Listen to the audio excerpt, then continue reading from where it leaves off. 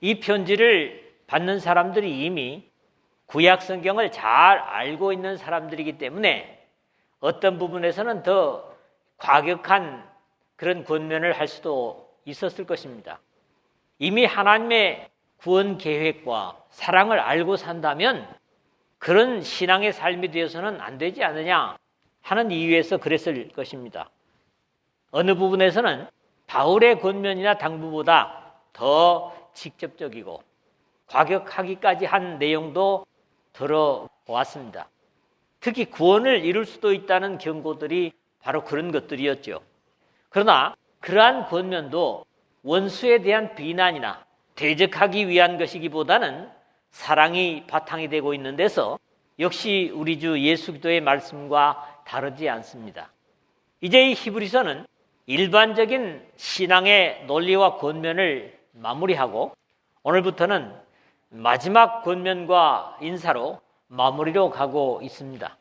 이런 결론적인 내용이기 때문에 또 무슨 말이 나올까 하는 긴장감보다는 가까운 우리의 실제적인 삶의 부분에 믿음을 정의해주고 있습니다. 야고보서가 주로 그렇지만은 대부분 바울의 서신들도 신앙의 논리를 가르친 다음에는 반드시 그러한 신앙적 논리가 삶에 적용되어져야 할 것으로 마무리되는 것이 신앙을 권면하는 편지나 서신들입니다. 아무리 그럴싸한 신앙적인 논리도 삶을 움직여가지 못한다면 공연불이 되고 사상 누각이 되고 말 것입니다. 하나님께서 말씀으로 주신 교훈들은 그것을 삶에 실천하려고 할 때 반드시 성령께서 함께 하시고 그러므로 바람직한 믿음의 삶으로 나아갈 수 있으면 주님께서 승천하시면서 우리에게 믿는 모두에게 주신 약속입니다.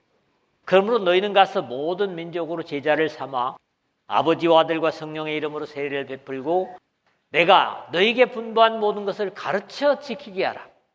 볼지어다 내가 세상 끝날까지 너희와 항상 함께 있으리라 하시니라 하는 마태복음 28장 19절 20절인데 여기에서 말하고자 하는 것은 가르쳐 지키게 하라는 겁니다. 믿음의 백성들도 세상에서 불러냄을 받은 특별한 사람일지라도 여전히 세상 속에 살 수밖에 없지만 하나님을 모르는 일반적인 사람들과 삶이 다른 것은 삶의 기초가 육신이 아니라 영적이기 때문입니다. 이 결론적인 내용에서는 먼저 오늘 다루게 되는 사회생활에 있어서의 교훈, 그리고 이제 계속해서 17절까지 교회 생활에 관한 권면을 교훈으로 주고 있습니다. 이러한 권면들은 오늘 혼란한 사회 속에서 기도인의 삶이 어떠해야 하는가를 분명하게 구분해주고 있지요. 결국 이 모든 삶에 있어서 최종적인 평가는 사람이나 부모나 사회가 아니라 하나님께 받을 것이기 때문에 현실의 반응에 민감할 필요가 없습니다. 또 상대의 반응에 관계없이 사랑과 의를 행할 수 있을 것이기 때문에 의연히 하나님의 말씀을 행하면서 사람이 내게 어찌하리요 하고 보호와 상급을 하나님께 기대할 수 있는 여러분 모두 되시기를 주님의 이름으로 부탁을 드립니다. 첫 번째 내용은 1절에서 3절입니다. 형제 사랑은 지속적으로 계속돼야 된다. 이런 당부의 말씀이죠. 모든 신앙적 권면 후에 여전히 강조되는 것은 형제 사랑입니다. 1세기에 유대교로부터 또는 건전치 못한 거짓된 신앙으로부터 유혹을 받을지라도 예수 그리스도에 대한 바른 믿음을 지킬 수 있었던 가장 일반적인 힘은 바로 자신보다 어렵고 힘겨운 처지에 있는 형제들을 위한 사랑을 실천하는 교회의 모습이었습니다. 유대교에도 동포에 대한 사랑과 고아나 과부 그리고 나그네에 대한 배려를 가르쳤지만 사랑이라고 하는 것은 의무감이라고 할 수 없습니다. 그것은 사랑을 받는 자들만이 알 수 있는 것이기 때문에 특히 위장된 거짓 종교에서는 있을 수 없는 항목이 바로 사랑입니다. 이런 이유에서 교회 안에서 한 번이라도 세상과 다른 사랑을 맛본 사람은 그 형제 사랑에 엮일 수밖에 없었고, 이것이 모든 밖으로부터 나타나는 유혹들을 물리치고 이길 수 있는 힘이 됐던 겁니다. 그럼에도 오늘날은 이러한 사랑도 많이 퇴색되어 가고 있음을 봅니다. 성경도 마지막의 징조로 이 사랑을 잃을 것을 들고 있습니다. 불법이 성함으로 많은 사람의 사랑이 식어지리라. 마태복음 24장 12절인데 벌써 나타나고 있는 모습들이죠. 주님의 이 경계는 진리, 즉 하나님의 법은 사랑과 함께하고 불법은 사랑을 잃게 만든다는 의미로 우리가 이해할 수 있습니다. 사랑이라고 하는 것은 감정적인 부분이 더 강하고 사실적인 것이기 때문에 교육이나 강요에 의해서 불가능한 것이 사실입니다. 사랑하시오, 사랑해라 쉽지 않습니다. 그럼에도 하나님의 사랑을 확신하는 사람이면 그 크신 사랑받음이 힘이 되고 활력이 되어서 그 받은 사랑을 당연히 옆으로 형제를 사랑하는 것으로 나아가는 것은 자연스러운 것이고, 예루살렘에 처음 교회가 탄생했을 때도 이런 것은 누가 시키지 않아도 자연적인 것이었습니다. 형제 사랑하기를 계속하고 1절에 했는데 이 말은 이미 그들이 형제를 사랑하고 있었음을 전제로 하는 말이죠. 그런 이유에서 다만 이미 하고 있는 것을 멈추지 말라고 하는 의미에서 계속하라고 당부를 주고 있음을 확신할 수 있습니다. 여기에 대한 바울의 당부를 보면 형제를 사랑하며 서로 우애하고 존경하기를 서로 먼저 하며, 로마서 12장 10절에 서로 먼저 하라 했기 때문에 상대의 반응에 관계없이 해야 하는 것에서 하나님께서 세상을 그리고 나를 사랑하신 역사에 대한 순종이라고 볼 수 있습니다. 데살로니가 교회의 많은 모범 중에서 이 형제 사랑도 거론되고 있는데 역사하는 믿음을 가진 교회였기 때문에 이런 형제 사랑도 역시 칭찬받고 있는 것을 봅니다. 형제 사랑에 관하여는 너희에게 쓸 것이 없음은 너희들 자신이 하나님의 가르침을 받아 서로 사랑함이라. 데살로니가전서 4장 9절에 쓰고 있습니다. 유대인의 수사도라고 하는 베드로 역시 너희가 진리를 순종함으로 너희 영혼을 깨끗하게 하여 거짓이 없이 형제 사랑하기에 이르렀으니 마음으로 뜨겁게 서로 사랑하라. 베드로전서 1장 22절 하는 것도 이미 저들이 사랑하기에 이르렀으니 라는 것으로 봐서 실천하고 있었고, 이 귀한 역사를 중단하지 말 것을 부탁하고 있는 겁니다. 또 다른 베드로 사도의 경건의 형제우애를, 형제우애의 사랑을 더하라 하는 베드로후서 1장 7절의 교훈은 이 베드로후서 1장 4절 이하에 보는 대로 너희가 정욕 때문에 세상에서 썩어질 것을 피하여 신성한 성품에 참여하는 자가 되게 하려 하셨느니라 한 다음에 신앙의 성장의 최종적인 결과로 형제우애, 즉 형제 사랑을 확인하고 있음도 믿음이 자라야 이것이 가능함을 지적하고 있는 겁니다. 손님 대접하기를 잊지 말라. 이제 2절 첫 부분에 그런데 사람 스스로는 절대로 의로울 수 없음을 가르치는 것이 로마서죠. 오직 하나님의 은혜로 하나님과 올바른 관계를 회복한 교회의 실천편에서 바울이 이 사실을 성도들에 쓸 것을 공급하며 손 대접하기를 힘쓰라. 로마서 12장 13절에 같은 당부를 주고 있습니다. 구약 성경에 익숙해 있는 히브리인들에게 저자는 신뢰를 들어서 설명하고 있습니다. 이로써 부지 중에 천사들을 대접한 이들이 있었느니라. 이 내용은 창세기 18장에 아브라함을 찾아왔던 세 천사의 이야기를 예로 들고 있는 것으로 여겨집니다. 물론 아브라함은 처음에 그들이 천사들이라는 사실을 알지 못하고 잘 대접을 했다가 이삭의 탄생을 예언받는 복된 계기가 되었습니다. 물론 하나님을 모르는 대부분의 사람들도 나그네를 대접하는 것은 복받는 비결로 전승이 되고 있는 것은 동서양을 막론하고 또 대륙을 막론하고 다르지 않은 것으로 나타납니다. 신불신간의 말이죠. 아랍권을 포함한 중동은 물론이고 몽골의 유목민들, 그리고 과거 남미의 잉카 문명에서도 전래되고 있는 관습들입니다. 그러므로 이 손님 대접은 자신과 전혀 이해관계가 없는 사람을 접대한다는 데서 모두가 자신이 섬기는 신이 거기에 대한 보상을 할 거라는 그런 믿음을 가지고 하는 신앙적 행동입니다.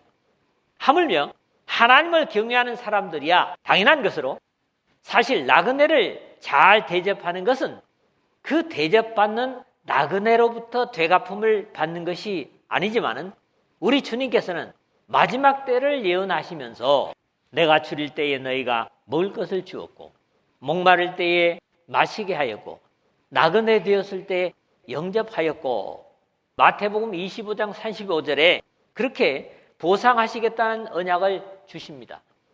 물론 이 말씀을 들은 사람들겠죠. 아니 언제 우리가 주님께서 나그네로 있는 것을 대접했습니까? 했더니 뭐라 합니까? 여기 있는 사람 중에 지극히 적은 자 하나에게 한 것이 곧 내게 한 것이다. 이렇게 말씀을 하시죠.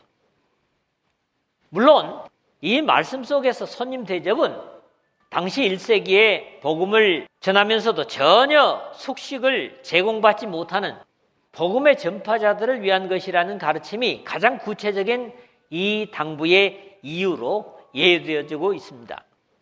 요즘이야 모든 교회들은 그렇지 못할지라도 그래도 어느 정도 자립된 교회들은 말씀의 사역자들의 생계를 책임져 주지만은 복음이 환영받지 못하던 1세기 당시에 순회하며 생명의 진리를 전하는 주님의 종들은 오히려 박해받는 일이 더 많았던 것으로 기록들은 우리에게 전하고 있습니다.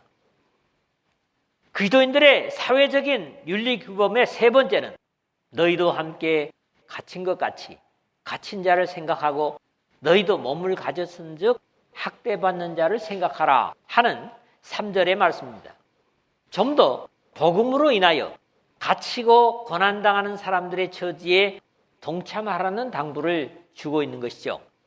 예수 그리스도께서 죄에 갇혀서 스스로는 도저히 빠져나올 수 없는 죄인된 인류를 위하여 이 죄의 감옥인 세상에 친히 내려오셔서 자신의 죄의 형벌인 사망을 당하시고 그 죽으심으로 우리를 죄의 저주에서 자유케 하셨음을 아무리 강조해도 지나치지 않습니다. 바로 그것이 갇힌 자를 생각하라고 하는 모형인 거지요.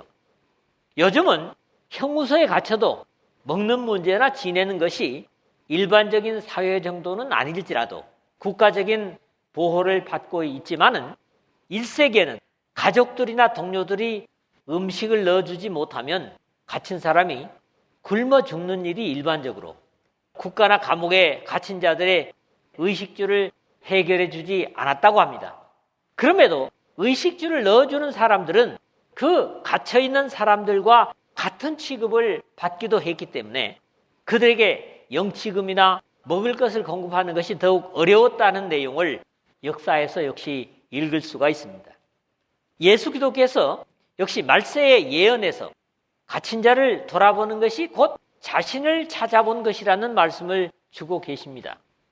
헐벗었을 때에 옷을 입혔고 병들었을 때에 돌아보았고 옥에 갇혔을 때에 와서 보았느니라. 마태복음 25장 36절이죠. 그러므로 그리스도인의 형제사랑은 상황 속에서 전혀 자신과 관련이 없고 대가가 없는 대상에까지 확대되고 있는 것을 보는 겁니다. 이런 내용에서 믿음의 사람들의 형제사랑은 마치 하나님께서 사람들의 반응에 관계없이 사랑하시는 것과 같은 원리를 배우게 됩니다. 두 번째로는 4절의 말씀입니다. 이 부부관계, 결혼을 귀히 여기라 하는 겁니다. 물론 동양적인 삼강오륜이나 이 윤리 강령에도 이 부부의 관계를 소중히 다루라고 하는 그런 부분이 있습니다만 가장 사회에 민감한 영향을 보이는 것이 사실 결혼생활, 즉 혼인한 부부관계에 나타납니다. 그러므로 사회 경건의 지표가 혼인 생활이라고 해도 지나치지 않을 겁니다. 예수 그리스도를 신랑으로 의식하는 사람들이라면 자신의 육신의 부부 생활도 그만큼 깨끗하고 경건하게 유지하게 됩니다. 죄가 범람하는 인류의 안타까운 상태는 결혼을 귀히 여기지 않는 모습들이 자주 나타나고 있습니다. 서약을 하면서 건강할 때나 병들 때나 풍부할 때나 어려울 때도 변함없이 사랑하겠다 하는 맹세를 지키지 않고 요즘은 이제 이 지켜지지 못하는 언약조차도 혼인 예식에서 사실 하지 않는 것을 보게 됩니다. 그리스도인에게 있어서 혼인관계는 적어도 그리스도와 교회의 관계로 이해해야 하는 것은 에베소서 5장 22절에서 33절에 기록되고 있는 것을 봅니다. 아내들이여 자기 남편에게 복종하기를 주께 하듯 하라. 22절에 먼저 그런데 교회가 예수 그리스도께 순종하고 섬기는 것처럼 남편에게 순종이 안 되면 복종이라도 해야 할 것을 당부합니다. 그러나 남편에게도 남편들아 아내 사랑하기를 그리스도께서 교회를 사랑하시고 그 교회를 위하여 자신을 주신과 같이 하라. 그렇게 명령을 하십니다. 예수님께서 교회를 위해서 자기 생명을 주신 것 같이 아내를 사랑해라. 역시 양편에 다 당부를 하고 있죠. 그런 다음 마지막으로 그러나 너희도 각각 자기 아내 사랑하기를 자신같이 하고 아내도 자기 남편을 존경하라. 33절에 양편 모두에게 역시 권면을 주면서 그 말씀이 마무리되고 있습니다. 이 땅 위에 자녀가 생기고 부모를 봉양하게 되는 것도 이 두 사람의 출발했었죠. 이런 신앙적 규범이 지켜진다면 혼인의 문제가 생기지 않을 겁니다. 그럼에도 한쪽이라도 그 주님의 명령을 거역한다면 문제가 생길 수 있을 것이고 평생의 언약인 결혼, 어려움을 겪게 되는 것은 당연합니다. 이 혼인의 관계라는 게 그렇습니다. 어떤 물건을 쓰다 버릴 수도 있지만은 이 서로 엮어주신, 그것도 하나님께서 엮어주신 것이라고 결혼을 보는데 평생 동안 함께 가야 되는 이런 언약의 관계인 것이죠. 모든 사람은 결혼을 귀히 여기고 침소를 더럽히지 않게 하라. 결혼은 어느 결혼은 귀하고 어느 결혼은 덜 귀하지 않은 혼례에는 그 귀중성에 차별이 있을 수 없다고 여겨집니다.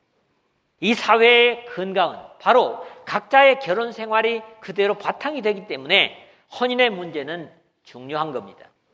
하나님께서 결혼이라는 제도를 만드신 이유를 음행을 피하기 위하여 남자마다 자기 아내를 두고 여자마다 자기 남편을 두라. 고린도전서 7장 2절의 바울을 통해서 확인하고 있습니다. 두 사람 간에 정상적인 방법이 아닌 침소를 더럽히는 것은 하나님께서 경고하시는 사실이죠.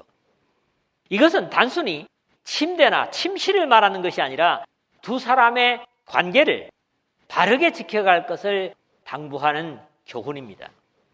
이렇게 결혼의 관계를 귀중하게 다루시는 하나님이시기 때문에 이 제도에 문제를 일으키는 사람들은 반드시 심판하시겠다는 두려운 경고를 주고 있는 겁니다. 부부 생활에 나의 할 바를 바르게 하지 못하면 그것은 상대에게가 아니라도 하나님께서 심판하시겠다, 이런 두려운 경고를 주고 있는 거지요. 음행하는 자들과 간음하는 자들을 하나님이 심판하시리라. 적어도 결혼의 관계는 그냥 두 사람이 함께하는 것으로 끝나는 것이 아닙니다. 여기에 가장 근본적인 삶의 모토가 있고 창세 후부터 하나님께서 혼인의 관계를 귀중하게 다루고 계시기 때문이죠. 이 관계를 바르게 하지 못하는 당사자를 하나님은 심판하신다는 무서운 경계를 주고 있는 겁니다. 세 번째 말씀은 5절 6절입니다.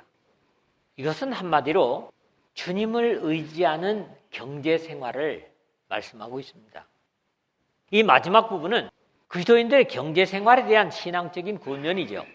돈을 사랑하지 말고 있는 바를 족한 줄로 알라고 말문을 열지만 돈을 싫어하는 사람은 죄송하지만 거의 없는 것으로 압니다. 어쩌면 세상에서 사람들에게 가장 사랑받는 것 중에 하나로 사람들은 값없이 구원을 주신 하나님보다 돈을 더 사랑합니다. 여러분 그렇지 않아요? 그 이유는 영적이고 영원한 세계를 제외하고는, 아니 영원한 세계까지도 돈으로 살려고 하는 그런 것들이 없지 않죠. 모든 것이 가능하며 어디로 가든지 형통케 하는 것이 세상에서는 돈처럼 보입니다. 이렇게 세상에서 전능한 하나님 같은 존재로 여겨지죠. 그럼에도 이 돈에는 인격도 없고 생각도 없고 옳고 그름도 모릅니다. 그런 이유 때문에 사랑의 대상이 될 수 없고 다만이 끊임없이 움직이고 돌고 돌아야 하는 데서 돈이라는 겁니다. 그러므로 돈은 사랑의 대상이 되어서는 안 되고 사용의 대상일 뿐인데, 이것이 바르게 움직이면 뭘 얘기하고 있습니까? 돈을 얘기하는 겁니다. 돈이 바르게 움직이면 많은 사람을 행복하게 하고 웃게 만들고, 어둠 쪽으로 움직이면 그 반대의 영향을 받는 사람들이 힘들어하는 것이 사실입니다. 돈을 사랑하지 말고 있는 바를 족한 줄로 알라. 이런 이유 때문에 성경은 돈의 경계를 자주 주고 있습니다. 디모데전서 3장 3절 말미에 바울은 교회 지도자들의 덕목에 돈을 사랑하지 아니하며 라는 경계를 주고 있고, 다시 6장 10절에서는 본문과 같은 경계를 주고 있습니다. 돈을 사랑함이 일만하게 뿌리가 되나니 이것을 탐내는 자들은 미혹을 받아 믿음에서 떠나 많은 근심으로서 자기를 찔렀도다. 그렇게 되어 있죠. 돈을 사랑하지 말고 있는 바를 족한 줄로 알라. 이것은 돈을 멀리하라거나 거절하라는 표현이 아니라 있는 바를 족한 줄로 알라. 즉 자신의 분수에 넘어서지 말 것을 경계로 주는 교훈입니다. 그런 다음 이어지는 말씀들은 그 이유를 분명히 우리에게 보여주고 있습니다. 하나님께서 적어도 해결책이 없이 어떤 명령을 우리들에게 주시지 않죠.